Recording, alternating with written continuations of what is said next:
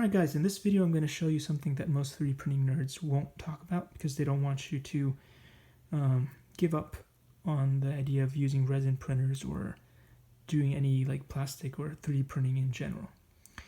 So expect to get a sort of like a graveyard of messed up prints and support bits and pieces when you're starting off, and most likely you will go through a lot of the resin and get like 0 decent prints out of it. But that's usually because of human error. It's not the machine. A lot of the times the machines are perfectly fine and you've just been making a lot of mistakes yourself. So one of the biggest mistakes that you'll make is trying to figure out the balance between good supports and supports that are easy to take off. In many cases, like what you see here, I had some really good supports set up, but the actual mesh of the model was too heavy. So what happens is that as it prints, it will just detach, and then you get this weirdness that you'll see in this here, right? You see how the model bends like that, sort of a curve? You don't want that. What you want is to have a nice stable print like this one here.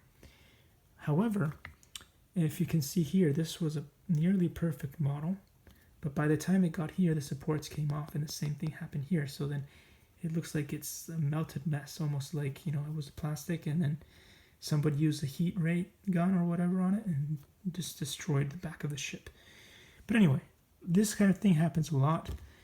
In this case, I had this beautiful print come out, and then I turned it around and found out that I hadn't put holes that were big enough to drain all the resin, and so there was too much suction happening, and then it had this huge gash. So what was happening was the same thing.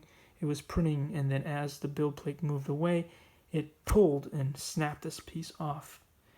So these are all kinds of things that can happen to you when you're 3D printing. Just don't give up.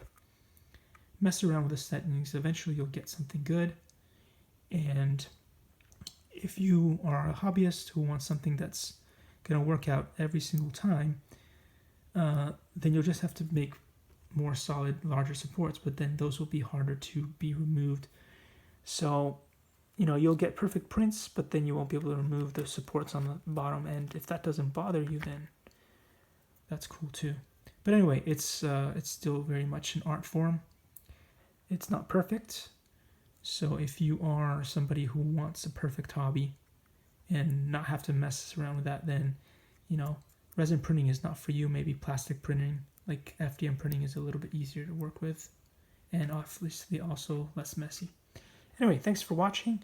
I try the best to always bring you the truth, and see you in the next video.